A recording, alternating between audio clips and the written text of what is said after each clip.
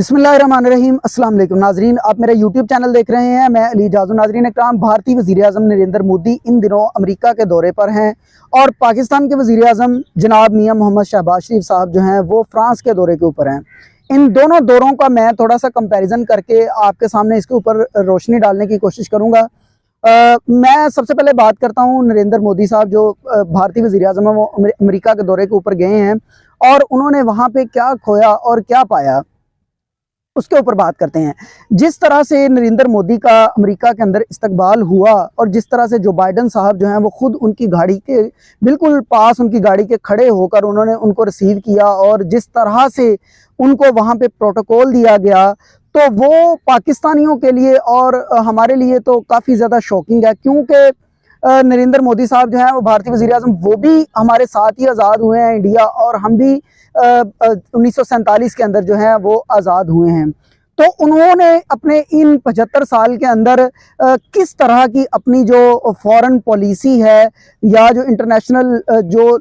ममालिक हैं उनके अंदर उन्होंने अपनी किस तरह से अपनी जो एक पोजीशन है वो उन्होंने एक सेटल की, और हम किस तरह से पाकिस्तान को जो है वो डी वैल्यू करते चले गए हैं। इंडिया ने जो अमेरिका के साथ मुआहदे किए हैं दफाई लिहाज से उसके ऊपर भी बात हम लोग इसी व्लॉग के अंदर जो है वो करते हैं। शहबाज शरीफ साहब जो हैं वो फ्रांस के अंदर जो है वहाँ पे मुलाकातें कर रहे हैं सरकारी तौर पर, और वहाँ पे वो ये कह रहे हैं कि मैं आपके लिए आमों के तोहफे भेजूंगा, और कहीं पे वो जाकर इस तरह करने की कोशिश करते हैं कि प्रोटोकॉल के लिए एक लड़की छतरी लेकर खड़ी हुई है और आप बजाय उनके साथ साथ चलने के आप उनसे छतरी जो है वो बार बार इसरार करते हैं कि जिस तरह आप पाकिस्तान के अंदर रहकर इस तरह की हरकतें करते हैं और इसी तरह आप बाहर के ममालिक के अंदर जाकर भी उसी तरह की हरकतें करते हैं और पाकिस्तानियों को जो है वो जलील वहाँ पे करवा रहे हैं कि आप एक प्रोटोकॉल के लिए साथ साथ लड़की जा रही है तो आप उसके साथ जो है वो चलें और आप अंदर तक जो है वो चले जाएं। और नरेंद्र मोदी को रेड कारपेट इस्तकबाल वहाँ पे अमेरिका के अंदर दिया गया है और हमारे वज़ीर आज़म साहब जो हैं वो आमों के तोहफे वहाँ पे दे रहे हैं। नरेंद्र मोदी साहब जो हैं वो उन्होंने ग्रीन जो डायमंड है, ग्रीन डायमंड 7.5 कैरेट का वो उन्होंने उनकी बाइडन की जो एहलियाँ हैं उनको गिफ्ट किया, और चंदन की उन्होंने एक चीज़ वहाँ पे गिफ्ट की, और इस तरह के जो तोहफे तोहफे हैं उन्होंने वहाँ पे गिफ्ट किया। तो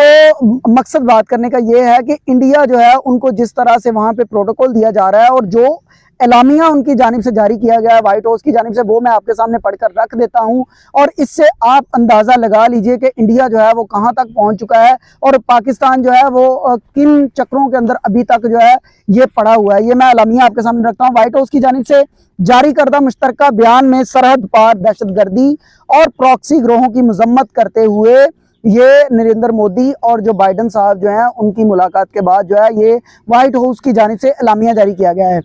मजम्मत करते हुए पाकिस्तान से मुतालबा किया गया कि वो ये यकीनी बनाए कि इसकी सरजमीन दहशतगर्दों के हमलों के खिलाफ इस्तेमाल ना की जाए, यानी दहशतगर्द हमलों के लिए इस्तेमाल नहीं की जाएगी किसी भी दूसरे मुल्क के लिए, जाए ये यकीनी बनाया जाए, ये उनका कहना है। इस एलामिया में कलदम तंजीमों अल-कायदा, दौलत इस्लामिया यानी दाइश, लश्कर तैयबा, जैश मोहम्मद और हिजबुल मुजाहिदीन के खिलाफ सख्त कार्रवाई का मुतालबा किया गया है। इस एलामिया के अंदर एक तरफ हम है कि हम हर किसी इंटरनेशनल फोरम के ऊपर ये जो डूम और की हमारे ऊपर एक ठप्पा लग जाता था कि डूम और पाकिस्तान, उसका हम लेबल जो है वो उतारने की कोशिश करते हैं। और दूसरी तरफ जो है अमेरिका के अंदर नरेंद्र मोदी जिनका दाखिला मना किया गया था, ये गुजरात के अंदर जो इन लोगों के साथ इन्होंने कत्लो गारत करवाई थी नरेंद्र मोदी साहब ने, तो उसकी वजह से इनका अमेरिका के अंदर जो है वो दाखिला बंद किया गया था। वही अमेरिका है जो नरेंद्र मोदी के पांव तले जो है वो हाथ रखे हुए हैं उसने, और यूं लगता है कि ये इस खित्ते के अंदर जो है वो बहुत बड़ी गेम होने जा रही है। और इस खित्ते के जो दूसरे जो दीगर ममालिक हैं उसमें चाइना लगा लीजिए, उसमें पाकिस्तान लगा लीजिए, उसमें और भी काफ़ी ज़्यादा ममालिक हैं, तो अमेरिका जो है वो साहब बहादुर बनाना चाहता है इंडिया को इस खित्ते का। तो आने वाले दिनों में इसके ऊपर भी मजीद खुलकर जो है वो पॉलिसी जो है इंटरनेशनल वो भी सामने आएगी। चाइना का भी इस हवाले से बयान अभी तक नहीं कोई भी सामने आया। तो पाकिस्तान के दफ्तर खारजा उन्होंने भी एक बयान जारी किया। उनका कहना है कि हमें इस बात पर हैरानी है कि इंसदाद दहशतगर्दी पर अमेरिका के साथ तामुन के बावजूद इस हवाले को बयान का हिस्सा बनाया गया, यानी जो ये बयान दिया गया अल-कायदा,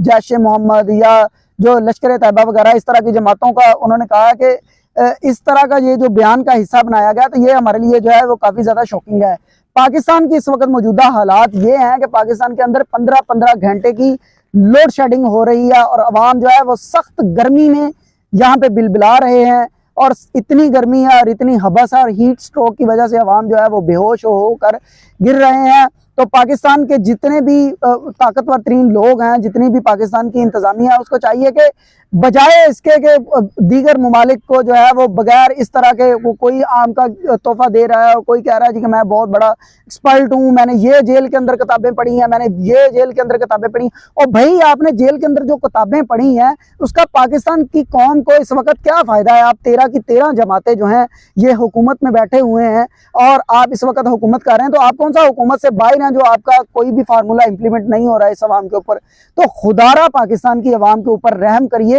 पाकिस्तान की जिस तरह से अवाम को इस कुर्ब में मुब्तला किया हुआ आपने, लोड शेडिंग का अजाब है, महंगाई का अजाब है पाकिस्तान के अंदर, और पाकिस्तान जो है ये दहशतगर्दी का पाकिस्तान शिकार है। पाकिस्तान में सियासी हालात जो हैं ये काबू में नहीं आ रहे और आप जो हैं ये सिर्फ और सिर्फ एक बंदे के पीछे पड़े हुए हैं कि आपने उसको किस तरह से जो है ये पाकिस्तान की सियासत से बाहर निकाला। खुदारा होश कीजिए, पाकिस्तान के जो मसाइल हैं उनके ऊपर बात करिए, पाकिस्तान के मसाइल को हल करिए, बैठिए, बैठकर जो है मुज़ाकरात कीजिए आपस में मिल बैठकर, और पाकिस्तान को एक फ्री एंड फेयर इलेक्शन की तरफ ले जाइए ताकि बाहर की दुनिया जो है वो भी आपके ऊपर ट्रस्ट करे और पाकिस्तान की जो मुईशत है और पाकिस्तान की जो इकॉनमी है वो दोबारा फिर से अपने पाँव के ऊपर खड़ी है।